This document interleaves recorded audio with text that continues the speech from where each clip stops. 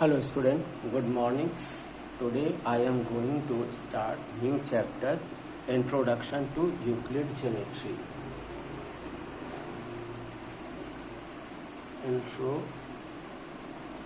Introduction to Euclid's Geometry.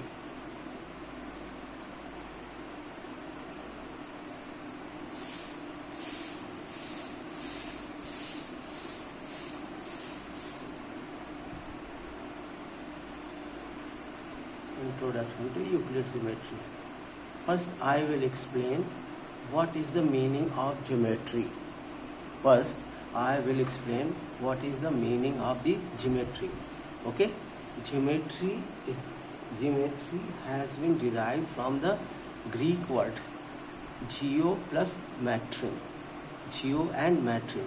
Where geo means earth, it is simple, and matrin means measurement. It means geometry means measurement of earth. ठीक है, geometry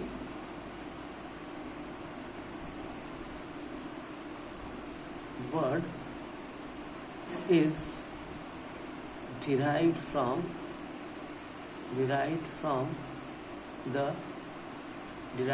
the Greek word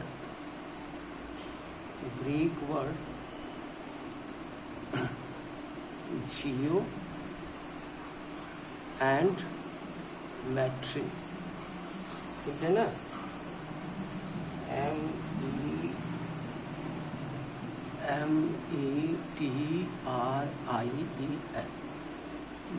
METRIEN, geometry. Geo means earth, and matrin means measurement.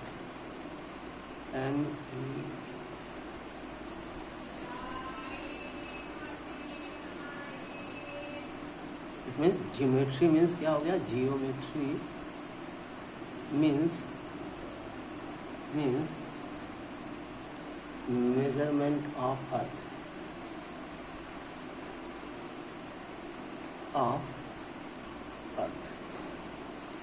Okay. In ancient time, in all the world, geometry was studied, but all these are in the form of orally it is developed, not in the written form. Euclid is the mathematician who is in Alexandria, who is the first mathematician who developed the mathematics in geometry in the written form. His book is called Element. His element the book was in 13 parts called books. Parts are in the book part, and the parts are called in his book called book.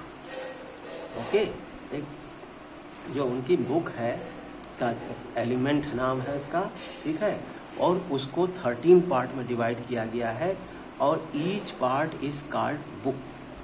Okay, तो Euclid जो है क्या कहते हैं, पहले mathematician है जिन्होंने इसको रिटन फॉर्म दिया है.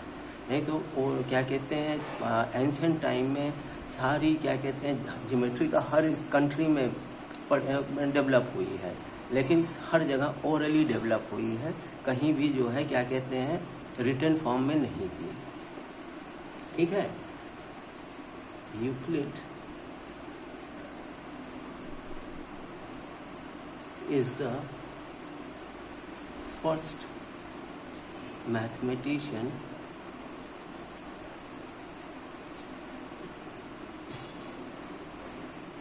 who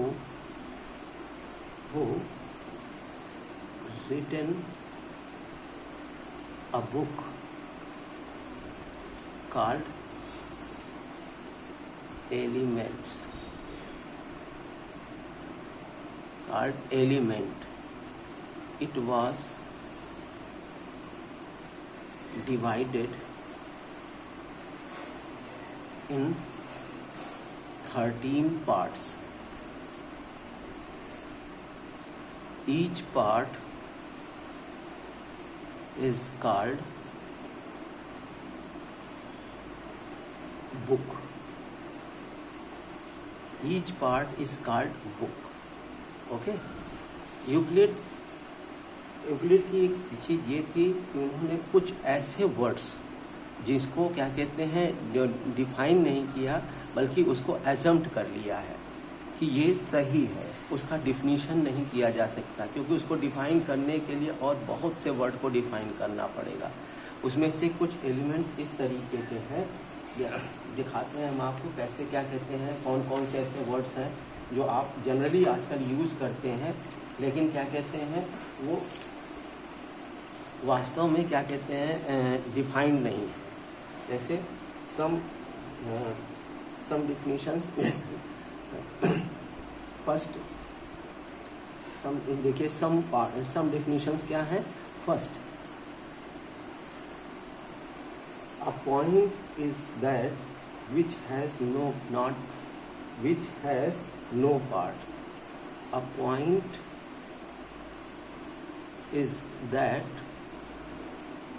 which has no part. Second देखिए, a line is breathless length. A line is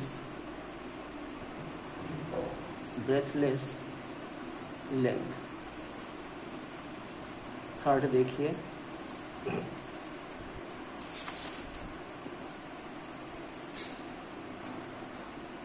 the ends of a line are points. The ends of a line is a point. Is points. Fourth देखिए, a straight line is a line. A straight line is a line which lies evenly with the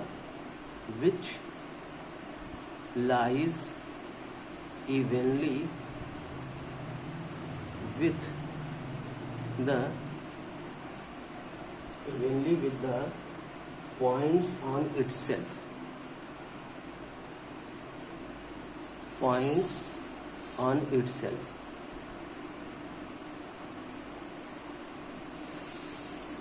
fourth देखिए, fifth point देखिए। Fifth है a surface is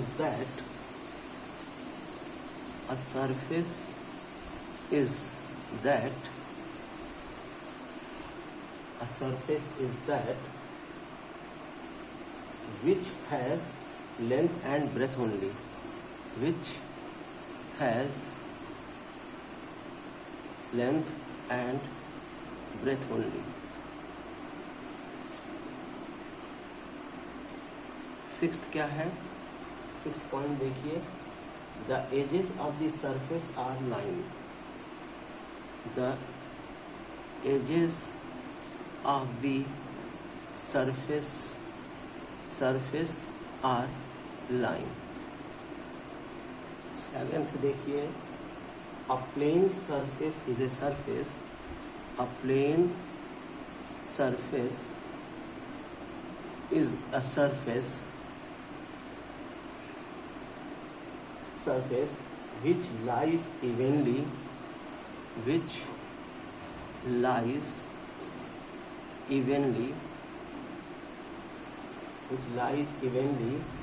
with the straight line on itself.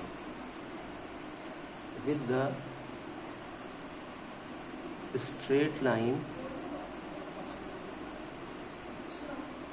the straight line on itself.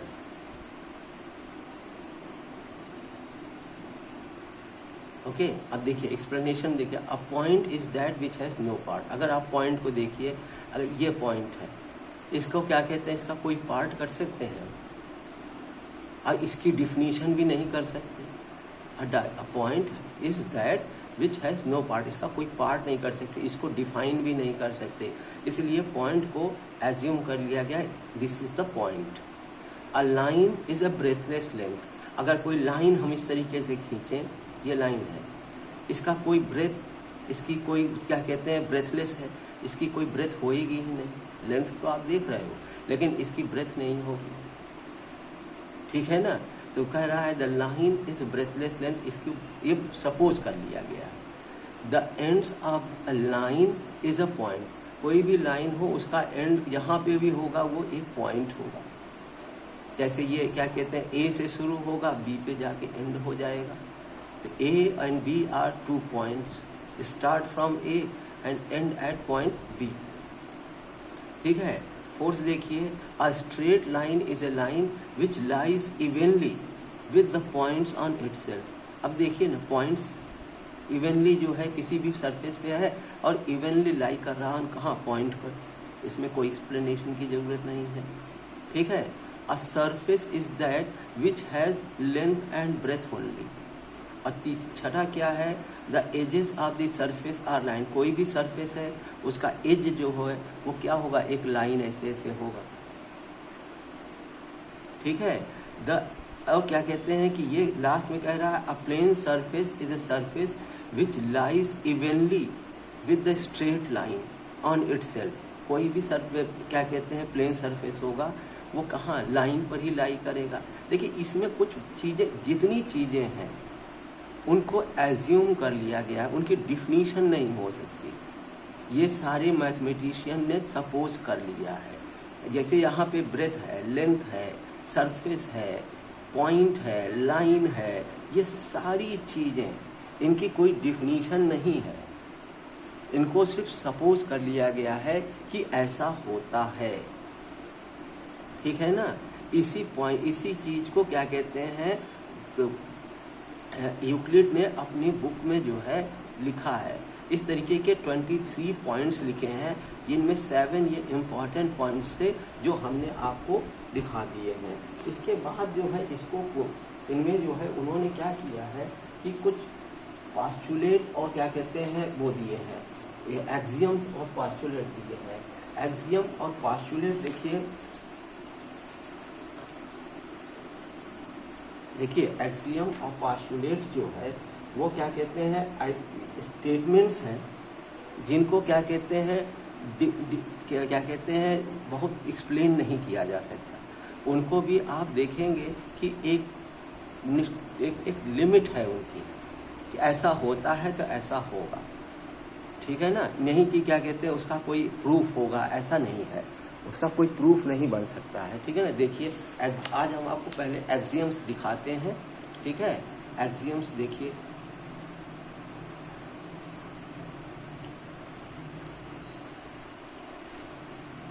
First axiom है इनका,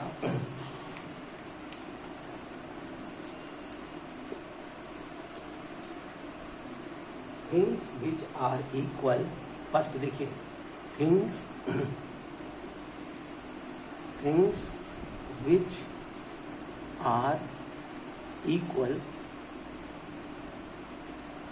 which are equal is the same thing are equal to one another.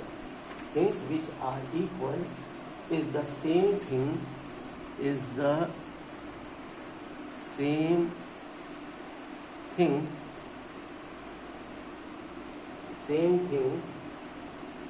are equal to one another, are equal to one another। अब ध्यान दीजिए, इसको कैसे कह सकते हैं, if A is equal to X and B is equal to X, then आप क्या कह सकते हैं, A भी X के इक्वल है, B भी X के इक्वल है, इसका मतलब A is equal to B। Things which are equal to the same things, same things मतलब X, are equal to one another. इसका मतलब अगर A is equal to X, B is equal to X, it means A and B are equal to one another. ठीक है ना। अब इसी तरह क्या कहते हैं, एक सेकंड को देखिए। सेकंड पॉइंट एक्सियम्स क्या है, if equals are added to equals, if equals are added to equals, if equals are added to equals,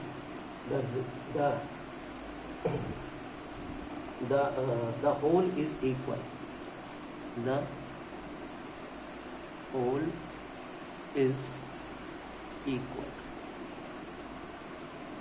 ठीक है ना। अगर ये कहा जाए कि a is equal to b, if a is equal to B and C is equal to D। अब देखिए A B के इक्वल है, C D के इक्वल है, तो अब ये दोनों इक्वल हैं। इसका मतलब क्या है कि अगर A प्लस C किया जाए तो B प्लस D ये दोनों भी इक्वल होंगे, क्योंकि ये दोनों इक्वल हैं, ये दोनों इक्वल हैं। इक्वल में इक्वल ऐड करोगे तो इक्वल ही आएगा। ठीक है ना। जैसे 3 और 3 इक्वल है और 2 इक्वल है। ठीक है ना। अब इसमें 3 + 2 और इधर भी 3 + 2, तो क्या आ जाएगा 5 = 5। तो equals are added to equal, then whole is equal. Similarly third इसी में क्या कहते हैं, कह रहा है कि if equals are subtracted, if equals are subtracted,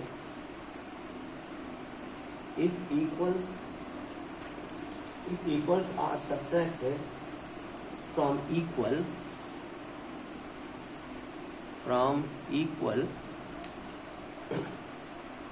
the remainder are equal, the remainder are equal। It means if A is equal to B and C is equal to D, ठीक है, तो A minus C is equal to B minus D। इसी example को ले लीजिए कि 3 is equal to 3 and 2 is equal to 2, तो 3 minus 2 is equal to 3 minus 2, ये 1 1 हो गया। तो equals are subtracted from equal, the remainder are equal. ये दोनों चीज़ें ये ध्यान रखिएगा कि ये आपकी आगे चल के ज्योमेट्री में बहुत यूज़ होगा। ये स्टेटमेंट आपको याद रहना चाहिए, वहाँ पे आपको बार बार इसको नोट करके लिखना पड़ेगा। ठीक है, तो इसको पूरी तरह रट लीजिएगा। अब फोर्स देखिए, फोर्स क्या कह रहे हैं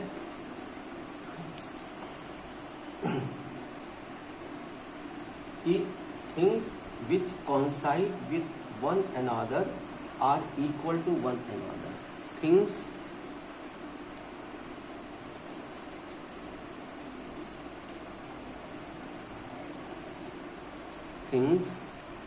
which coincide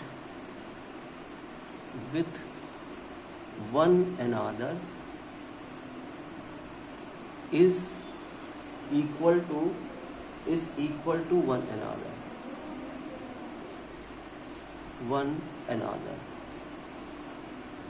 अब इसका जो है क्या कहते हैं, इसको आप इस तरह समझिए कि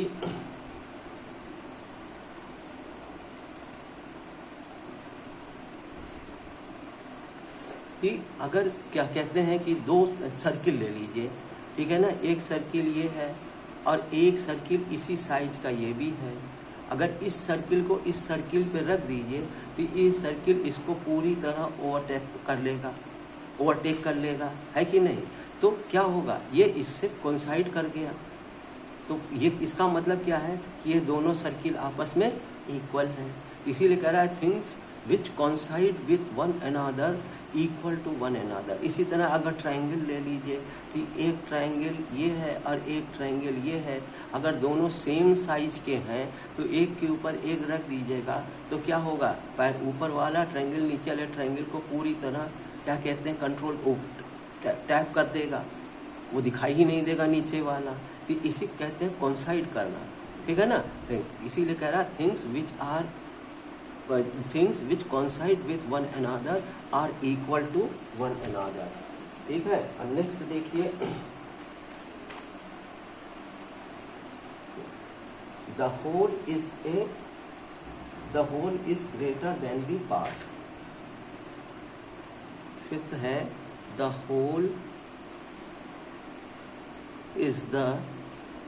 whole is greater than part,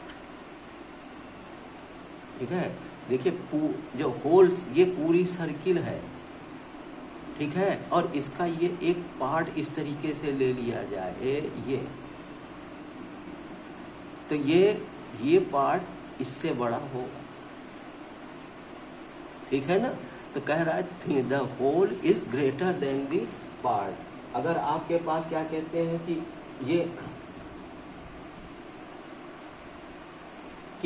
अगर ये क्या कहते हैं a है कोई नंबर, तो a/2 इसका अलग नंबर, ठीक है। तो a is greater than a/2, whole is greater than the part, okay. Sixth देखिए, सिक्स्थ क्या है,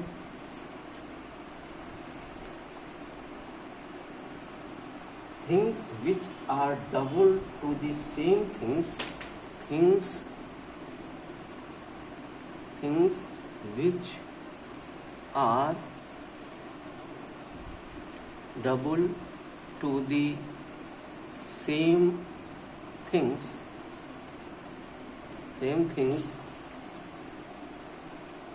are equal to one another, are equal to one another, ठीक है ना।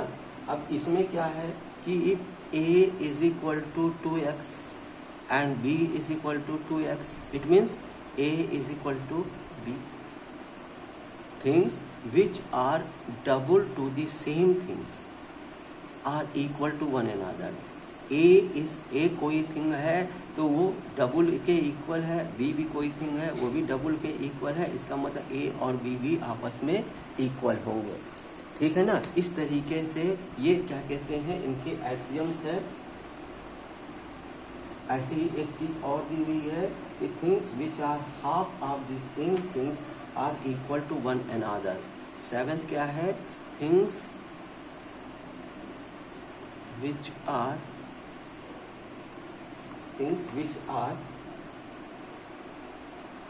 halves of the same thing halves of the same thing are equal to